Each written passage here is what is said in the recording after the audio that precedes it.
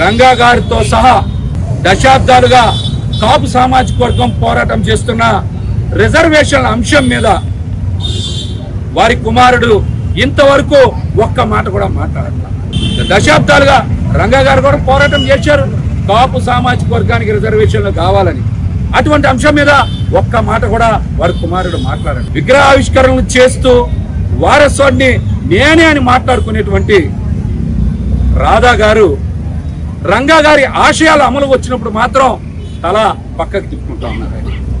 రంగా గారి కుటుంబానికి దశాబ్దాలుగా అండగా నిలబడుతున్న ఆయన అనుచరులకు కానీ, భుజాల మీద మోస్తున్నటువంటి కాపు సామాజిక వర్గానికి కానీ,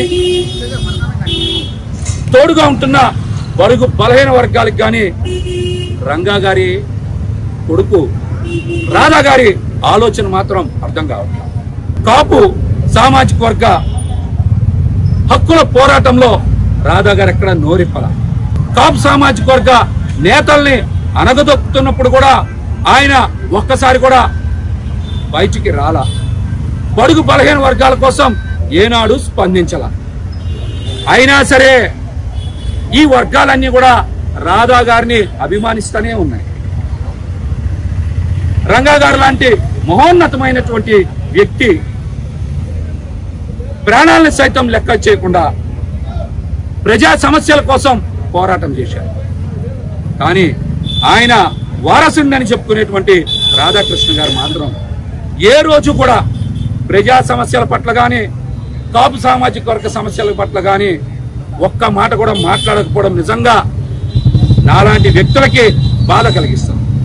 పోతిన మహేష్ గారు నిజంగా కూడా ఇవాళ కూటమి ప్రభుత్వంలో విజయవాడ రాజధాని. ఈ విజయవాడలో నువ్వు పవన్ కళ్యాణ్ గారిని కెలక్కోకుండా ఓర్పుగా ఉన్నట్టయితే నీకు మంచి భవిష్యత్తు ఉండేది. ఇది ప్రజలందరూ అనుకున్నారు. తినే టయానికి వీడికి ఏం శాపం ఉందో, ఏం పాపం చేశాడో, వీడి కర్మ ఎలా అయింది, అయినా ఇప్పుడు కూడా ఒక దొంగను నమ్మి జగన్మోహన్ రెడ్డిని ఏ విధంగా మాట్లాడుతున్నాడో చూడు అని చెప్పి ప్రజల్లో ఇంకొంత సానుభూతి ఉంది. అది కూడా ఇలాంటి స్టేట్మెంట్లు ఇస్తూ అదే పార్టీలో నువ్వు ఉండి, అది గొయ్య, అది సెప్టిక్ ట్యాంక్ ఉన్న గొయ్య, ఆ గొయ్యి దగ్గర నుంచి నువ్వు ఇంకా ఆ వాసన పీలుస్తూ మాట్లాడుతున్నావంటే రాధా గారిని ఏమండి, పార్టీ కోసం ఎన్ని త్యాగాలు చేశాడు నాగబాబు గారు. ఎంతమంది త్యాగాలు చేసిన వాళ్ళు ఉన్నారు సీనియర్లు. ఓటమనేది ఉండకూడదు, గెలుపు కావాలి, రేపొద్దున అందరు సహకారం కావాలి అని చెప్పి ఆయన తీసుకున్న నిర్ణయం అందరూ అప్రిషియేట్ చేశారు. మీ బోటి కొంతమంది చిన్న మోటే నాయకులు వ్యతిరేకించినప్పటికీ కూడా ప్రజలు అండతో గెలిపించారు.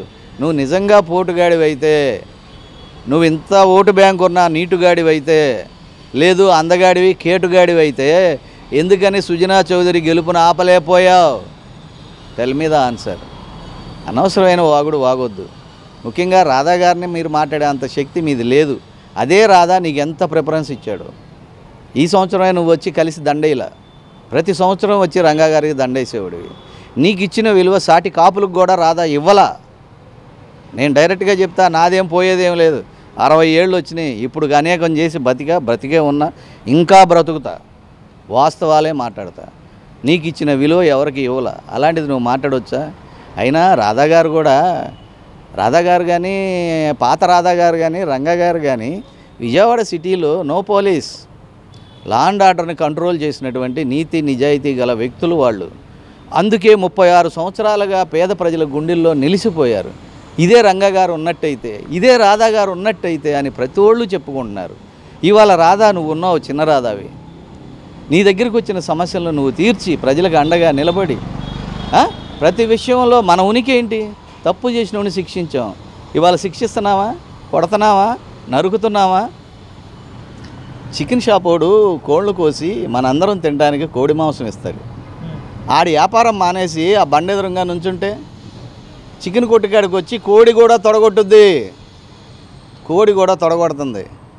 అని చెప్పి మిమ్మల్ని హత్యలు చేయమంటలా, ఇంకోటి చేయమంటలా. మీ భయాన్ని మీరు అప్పుడప్పుడు 6 నెలలకో, సంవత్సరానికో, 5 సంవత్సరాలకో ఒకసారి చూపిస్తూ ఉండండి. రాధా గారు ఇలాంటి చిన్న రాజకీయ నిరుద్యోగులు మొరక్కోకుండా ఉంటారు. అంతేనా? ఇంతకు మించి రాధా గురించి కానీ, మా రాధా మిత్ర మండలి, మా రంగా గారి గురించి నేను ఎక్కువ మాట్లాడలేను.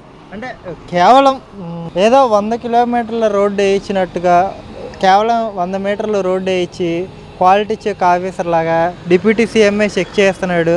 అధికారులు ఉన్నది ఎందుకు? అధికారులు చెక్ చేయాలి కదా, అంత అవసరం ఏంటి, అంత ఫోజులు ఇవ్వడం ఏంటి పవన్ కళ్యాణ్ అన్నట్టుగా కూడా పోతిన మహేష్ గారు పవన్ కళ్యాణ్ గారి మీద కొన్ని కామెంట్స్ అయితే చేశారు. దీనికి మీరేం చెప్తారు? పోతిన మహేష్ అనే అతను రాజకీయ నిరుద్యోగి, రాజకీయంగా పక్కన ఆళ్ళకి అందరికి కూడా కలగజేసాం, ఇతనికి కూడా కలగజేద్దాం, వెయిటింగ్ లిస్టులో ఉండంటే ఉండకోకుండా నేను 10 ఏళ్ళగా జగన్ని తిడుతున్నాను, వైఎస్ఆర్ పార్టీని తిట్టాను, నీకు ఇది చేశాను అది చేశాను, ఆశ అనేది ఉండటం సహజం. పదవులు ముఖ్యం కాదు, ప్రజాసేవే ముఖ్యం అని చెప్పి వచ్చాడు. వంగవీటి రాధా ఈయనకన్నా మోనార్క్, ఆయనకి పదవి ఇచ్చారా? రాష్ట్రం అంతా తిరిగి ఈ కూటమి గెలవటానికి ఏ సంబంధం లేకపోయినా కానీ కూటమి పవన్ కళ్యాణ్ టీడీపీ గెలవాలని చెప్పి రాష్ట్రం అంతా తిరిగి రంగా గారి అభిమానులందరినీ ఏకీకృతం చేసి ఓటు బ్యాంకును పెంచిన పరిస్థితుల్లో ఆయన పాత్ర ముఖ్యంగా ఉంది. అట్లాగే 26% ఉన్న కాపులు కూడా 20% జగన్కి వేసాం, మన రిజర్వేషన్లు లేవు, మనకు అన్యాయం చేశాడు, మన పవన్ కళ్యాణ్ ఫ్యామిలీని మన కాపుల్ని ఈ విధంగా తిట్టారు, ఒక జోగి రమేష్, వెల్లంపల్లి, కొడాల నాని, రోజా అనరాని మాటలని, వీళ్ళని మనం తుదముట్టించాలి.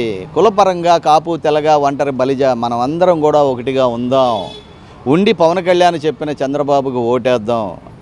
యాక్చువల్గా మాకు అయిష్టత ఉన్నా కానీ పవన్ కళ్యాణ్ తీసుకున్న నిర్ణయానికి కట్టుబడి మేము పనిచేయడం తప్పలా, 100% పనిచేసాం కాబట్టే మీకు అంత మెజార్టీ. ఎక్కడి నుంచి ఎక్కడికి మీరు జాతీయ నాయకులు, గొప్ప వ్యక్తులు, 3 సార్లు ముఖ్యమంత్రులు చేసినారు, ఎంఏ పాలిటిక్స్, ఒక సాధారణ హీరో పవన్ కళ్యాణ్. ఆ హీరో తీసుకున్న కొన్ని నిర్ణయాలకి మీరందరూ కూడా ఇవాళ తల వంచక తప్పలేదు. నిజంగా మీకు అనేక పర్యాయాలు చెప్పా, ఎక్కడో సీతాదేవి అడ్రస్ తెలియక తిరుగుతున్న రాముల వారికి ఏ విధంగా నేనున్నానని చెప్పి హనుమంతుడు వచ్చి భరోసా ఇచ్చి అండగా తీసుకెళ్ళి సీత ఎక్కడుందో చూసి ఆ అంగుళికం కూడా తీసుకొచ్చి ఇచ్చినట్టుగా రాముల వారికి మా పవన్ కళ్యాణ్ అని ఆయన 26% ఉన్న కాపులను ఎమ్మటేసుకుని, అంటే కాపులంటే దేనికైనా సిద్ధపడేటటువంటి హనుమంతుని జాతి. హనుమంతుడు మా కులమేలేండి, ఆంజనేయుడు మా కులమే, అనకూడదా? మురళీమోహన్ వెంకటేశ్వర స్వామి మా కమ్మ కులం అన్నప్పుడు మేము ఎందుకు చెప్పకూడదయా? ఇంతమంది పెద్దవాళ్ళని పెంచి పోషించి భుజాల మీద ఎత్తుకుని రామలక్ష్మణులే తిరిగినటువంటి జాతి మాది. నేను చెప్పుకుంటంలో తప్పే ఉంది అయ్యా తీసుకొచ్చి నీకు ముఖ్యమంత్రి చేసిన చరిత్ర. దయచేసి ఆయన పేద ప్రజల కోసమే పనిచేస్తాడు, ఆయన ఆస్తులు కూడా భార్య బిడ్డలకు లేకుండా పేద ప్రజలకే చేస్తున్నాడు. రాధాబాబు అనే వ్యక్తి విగ్రహావిష్కరణలకు మాత్రమే పరిమితం అవుతున్నాడు. కాపు రిజర్వేషన్ల గురించి ఎందుకు ప్రస్తావించడం లేదు, కాపులకి దక్కాల్సిన హక్కుల గురించి ఎందుకు మాట్లాడలేకపోతున్నారు అనేది కూడా ఆయన ప్రధానంగా ఈరోజు అంటే నిన్న లేవనెత్తిన అంశం. మీరు మాట్లాడింది చాలా మంచి క్వశ్చన్లు వేస్తారు, క్రిటికల్ క్వశ్చన్లు నన్ను మా మిత్రమండలికో, మా కాపులకో, మా బలిజలకో దూరం చేద్దామని ఒక్కసారి ఆలోచించండి. కాపు రిజర్వేషన్లు పోతిన మహేష్ గారు అన్న మాట ఇది వినండి. ఆయన ఏదో అంటాడు రాజకీయ నిరుద్యోగి, అతను అన్న ప్రతి మాటకే సమాధానం చెప్పడానికి వాడేమన్నా మా హెడ్ మాస్టరా? అది ఎట్టా వాస్తవం అవుద్ది? ముద్రగడ పద్మనాభం ఏం చేశాడు? ఎందుకని చేయలేకపోయాడు? 5 ఏళ్ళు పరిపాలన ఉండగా ఎందుకని చేయలేకపోయాడు? అసలు రంగా గారికి కాపులకి సంబంధం లేదని చెప్తాడు ఆయన. మేము రంగా గారు ఉన్నంత వరకు కాపులు ఎవరో బలిజలు ఆయనకి సహకరించలా, పోయిన తర్వాత మా దేవుడిగా పెట్టుకుని చూసుకుంటున్నాం. వాట్ ఈజ్ యువర్ ఎంబ్లామ్ అంటే జాతీయ జెండా మాకు ఎలా ఎంబ్లామో పవన్ కళ్యాణ్ ఫోటో, రంగా గారి ఫోటో, నాయుడుస్ అనే సింబల్స్ మాకు ఎంబ్లామ్ అయిపోయింది. మేము మా పిల్లలకు బైకులు కొనిపెట్టిన 1,00,000, 2 లక్షలు పెట్టి వెనకాల రంగా గారి ఫోటో లేదు, ఎదర రంగా గారి ఫోటో, వెనకాల పవన్ కళ్యాణ్ గారి ఫోటో, అంతా మేము ఓన్ చేసుకుని వాళ్ళని ఓన్ ఫ్యామిలీగా బతుకుతున్నాం. రిజర్వేషన్ల విషయంలో వాళ్ళు మాట్లాడాలి, యాక్చువల్గా మాట్లాడాలి. రిజర్వేషన్ విషయంలో బీసీ, ఎస్సీ, ఎస్టీలకి ఏమాత్రం హాని లేకుండా మాకు రిజర్వేషన్లు ఇస్తే ఓకే, అంతకు మించి వద్దని ఎప్పుడో చెప్పాడు పవన్ కళ్యాణ్ గారు. ఇవాళ వచ్చారుగా, పవన్ కళ్యాణ్ గారు అధికారంలో ఉన్నారుగా, మోడీ గారు ప్రధానమంత్రి అవడానికి కారణంగా, ఫడ్నవీస్ గారు మహారాష్ట్రలో అవటానికి కారణంగా, ఆంధ్రప్రదేశ్లో సీఎం చంద్రబాబు మరి గెలవటానికి కానీ అవటానికి ముఖ్యమంత్రి అవటానికి కారణం పవన్ కళ్యాణ్ గారుగా. ఇప్పుడు మీరు ఇక్కడ ప్రభుత్వాన్ని కాస్త చక్కదిద్దిన తర్వాత అనేక మంది టాపీ మేస్త్రులు, లారీ క్లీనర్లు, లారీ డ్రైవర్లు, కవతం ఉండేవాళ్ళు, కౌలు రైతులు, కూలి పనులు చేసుకునే వాళ్ళ పిల్లలు ఇవాళ విద్య అనేది బ్రాహ్మలు కమ్మరు సొత్తు కాదు, మనం కూడా మన సొత్తు అని చెప్పి మా కాపు యువత అనేక విధాలుగా చదువుకుని విద్యార్థులు ఇవాళ పైకి వస్తున్నారు. మాకు రిజర్వేషన్ 5% చంద్రబాబు ఆ రోజున 2017లో ఇచ్చింది కేంద్రానికి పంపాడు, రాజ్యసభకి, పార్లమెంట్కి. దాన్ని తీసి అమలు చేయవలసిన అవసరం ఆయనకు ఉంది. లేకపోతే 26% ఉన్న కాపుల్ని మీరు ఎన్నో ఏళ్ళు మాటలు చెప్పి మభ్యపుచ్చలేరు. పవన్ కళ్యాణ్ గారు కానీ, చంద్రబాబు గారు కానీ, రాధా గారు కానీ, ముద్రగడ కానీ, మా కాపు నాయకులు ఎవరైనా కానీ ప్రజల్లో ఆలోచన మెలకువ పెరుగుతుంది. ఆ మెలకువను ఆలోచన అనుగుణంగా తీసుకుని మీరు కాపుల రిజర్వేషన్ అనేది మీరు మాట్లాడక తప్పదు. అర్హత ఉంది, మాకు ఉందనే ఆ రోజున ఒక దళిత ముఖ్యమంత్రి దామోదరం సంజీవయ్య గారు మాకు ఇచ్చింది అది. అంతకుముందు బ్రిటిష్ వారు అత్యధిక సైనిక శక్తులు కలిగినటువంటి వాళ్ళు ఆర్థికంగా వెనకబడి ఉన్నారని చెప్పి మా జాతికి ఆ రోజున బ్రిటిష్ కాలం నుంచి వచ్చినటువంటిది ఇది. మున్నూరు కాపు బీసీ ఎక్కడ? తెలంగాణలో. తూర్పు కాపు బీసీ ఎక్కడ? శ్రీకాకుళం, విజయనగరం జిల్లాల్లో. ఏం పాపం చేశారండి ఈ 4 జిల్లాలు 5 జిల్లాల్లో కాపులు, బలిజ, తెలగ, ఒంటరి వాళ్ళు? మాకు జరిగేది ఎప్పుడు ఇంతే అన్యాయమా? ఈ అన్యాయంలో ప్రతిదీ చూస్తున్నాం. గవర్నమెంట్ను మార్చాం జగన్ చేసిన పనులకి, కాపు జాతిని తిట్టిన తిట్లుకి. ఒక వెల్లంపల్లి కానీ, వీళ్ళు కానీ, జోగి రమేష్ కానీ, కొడాలి నాని కానీ, రోజా కానీ. ఇవాళ ఇదే పవన్ కళ్యాణ్ గారు ఇవాళ మా కాపుల గురించి అక్కడ మోడీ గారికి చెప్పి, అట్లాగే ఆ గవర్నమెంట్ను కూడా ఇక్కడ తీసుకొస్తారేమో చూద్దాం. మా రిజర్వేషన్లో మాకు ఇస్తే ఈ గవర్నమెంట్ ఆ గవర్నమెంట్ అనేది మేము ఆలోచించాం. మాకు కావాల్సింది ఆర్థికంగా, రాజకీయంగా ప్రతి కాపు కుటుంబం, బలిజి కుటుంబం, తెలగ, ఒంటరి కుటుంబాలు పైకి రావటమే మాకు. అది కూడా మేము బీసీ, ఎస్సీ, ఎస్టీ మైనార్టీలకి ఏ హాని జరగకోకుండా వాళ్ళతో స్నేహంగా ఉంటూ, వాళ్ళ అవసరాలు తీర్చుకుంటూ, వాళ్ళకి మేము ఉపయోగపడుతూ, వాళ్ళ మా ఆత్మ బంధువుల్లాగా మార్చుకుని వాళ్ళకి బాధలేని రిజర్వేషన్లే మాకు కావాలనేది 100% ఒక కాపు నాయకుడిగా కోరుకుంటున్నాను.